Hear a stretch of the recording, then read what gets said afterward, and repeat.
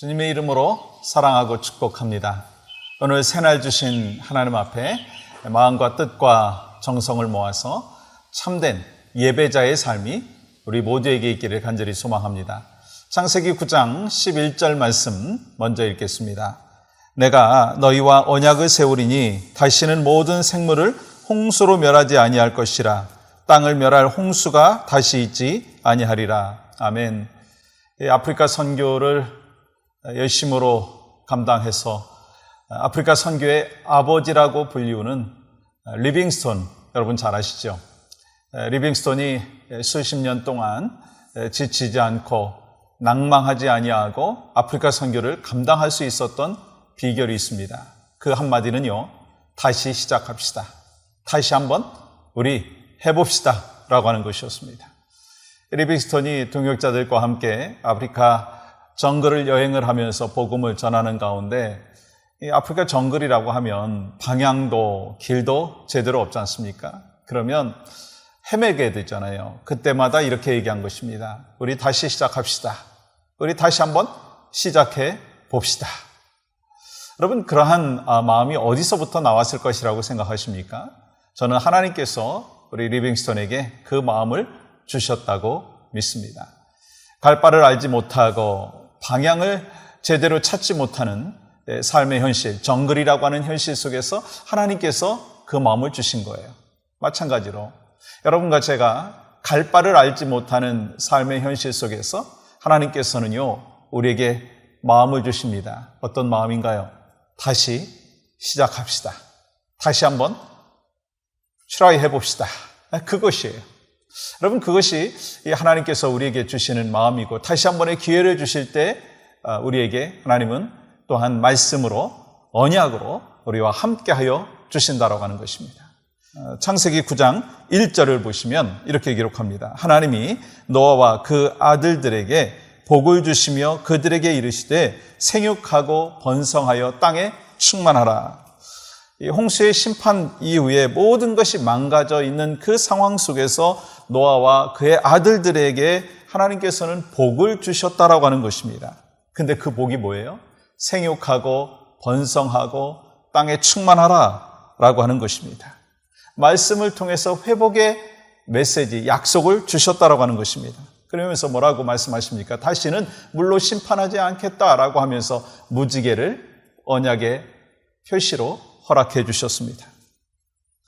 여러분, 우리는 아담과 하와에게 주셨던 메시지나 또한 노아에게, 그 가족들에게 주시는 메시지의 공통점을 발견할 수가 있다라고 하는 것입니다.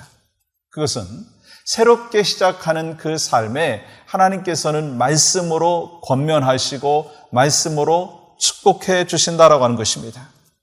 하나님의 축복의 메시지가 뭐였죠? 1절 하반절에 보시면 생육하고 번성하여 땅에 충만하라. 여러분, 이 말씀은요, 이 창세기의 말씀 가운데 가장 많이 나오는 구절 중에 하나인 것을 여러분 기억하실 것입니다. 아담에게, 하와에게, 아브라함에게, 이삭에게, 야곱에게 주시는 그 메시지, 그 축복의 말씀이었습니다. 그래서 하나님의 마음을 우리는 이 축복의 메시지를 통해서 발견을 할 수가 있습니다. 하나님께서는요, 성령의 충만을 원하시고 하나님의 형상을 입은 자들이 이 땅 가운데 충만하게 살아가기를 원하신다는 거예요. 지금도 하나님께서는 여러분과 저를 향하여서 이 땅 가운데 충만한 하나님의 사람으로 살라라고 말씀하시고 계시고, 그것이 바로 우리에게 주신 사명이라고 하는 것입니다. 그렇다면 우리 생육하고 번성하고 땅에 충만하라고 하는 그 의미가 무엇입니까? 하나님의 뜻을 따라서 하나님의 말씀에 순종해서 살아가는 자들이 많아지는 거예요. 사람이 많아지는 것이 아니고 하나님의 뜻을 따라서 하나님께서 명령하신 그 명령에 순종하는 자들이 많아지는 것입니다. 어느 구석을 가든지 어느 공동체를 가든지 하나님의 뜻에 따라서 하나님의 마음에 합한 자로 그 사명을 감당하는 자들이 많아지는 거예요. 그것이 누구를 통해서? 바로 여러분과 저를 통해서. 가장 가까이 있는 여러분과 제가 그렇게 살고 가정이 그렇게 변하고 또한 우리가 거하고 있는 삶의 영역 속에서 그렇게 변화의 모습들이 나타나는 것을 하나님께서는 기대하시고 이것이 바로 생육하고 번성하고 땅에 충만하라라고 하는 그 메시지인 것을 기억하시기를 바랍니다. 그리고 중요한 것은요, 하나님께서 어떤 상황 속에서도 언제 어디서도 약속을 지키시고 다시 한 번의 기회를 주신다라고 하는 거예요. 여러분, 성경을 보면서 깨닫는 것이 있습니다. 우리는 하나님을 때로 실망시키고 또 하나님의 뜻에서 벗어나서 죄된 모습으로 나아갈 때가 있지만 하나님은 그때마다 우리에게 다시 한 번의 기회를 주시고 회개할 기회를 주시고 다시 사명을 감당할 수 있는 찬스를 주신다라고 하는 것입니다. 여러분, 요나를 기억하시죠? 요나는 다시 한 번의 기회를 얻은 사람입니다. 하나님께서 요나에게 너는 일어나 정말 죄악에 만연한 니느웨 성읍에 가가지고 복음을 전해라 라고 했을 때 이 요나는 자기 생각으로 다시스를 향하여 가고 있었습니다. 그때 풍랑을 만나고 그리고 물고기 뱃속으로 들어가고 다시 그는 니느웨로 가가지고 사명을 감당했던 것을 볼 수가 있습니다. 어떻게 해요? 회개할 기회를 하나님께서 허락하여 주시고 그가 다시 결단할 수 있도록 하나님께서 인도하여 주신 것을 또한 약속의 말씀을 주신 것을 받아들인 것입니다. 또 여러분, 베드로 아시잖아요. 베드로도 주님을 배신하는 그런 모습이 있었지만 하나님께서는 다시 기회를 주셨다라고 하는 것을 볼 수가 있습니다. 그래서 여러분과 저에게도 마찬가지입니다. 하나님이 주신 기회, 다시 있다라고 하는 거예요. 그러면서 기회를 주실 때 하나님께서는 언약을 베풀어 주십니다. 그것이 오늘 본문 11절이죠.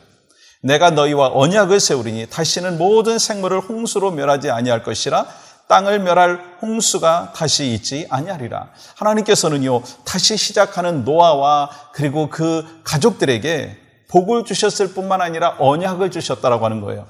하나님께서 세우신 언약이 무엇입니까? 홍수로 심판하지 않겠다라고 하는 거예요. 이것이 홍수가 전혀 없을 것이라고 하는 그런 말씀이 아니고요. 노아 시대와 같은 그 홍수, 그래서 온 땅을 덮어버리는 그런 홍수는 있지 않을 것이다 라고 하는 것으로 말씀하시고 언약을 보여주셨죠. 그게 뭐예요? 약속의 심벌, 무지개를 보여주셨습니다. 그렇다면 오늘 이 세대에 살아가고 있는 여러분과 저에게 주신 언약이 무엇입니까? 십자가입니다. 무지개를 예수 그리스도를 의미하는 그 상징으로 이야기합니다. 노아의 때는 이 무지개를 약속의 증거로 허락하여 주셨는데, 근데 지금은 바로 예수 그리스도의 십자가를 통해서 여러분과 저에게 다시 기회를 주시고 다시 새 생명을 주신 것을 말씀하여 주셨다라고 하는 것입니다. 그래서 여러분과 저는 십자가를 바라볼 때 우리의 모든 죄들이 다시 기억나고 회개하고 또 성령께서 주시는 그 말씀을 붙잡을 수 있고 다시 기회를 주시는 하나님의 뜻에 따라서 합당한 모습으로 살아갈 수가 있는 것입니다. 하나님은 우리에게 다시 기회를 주십니다.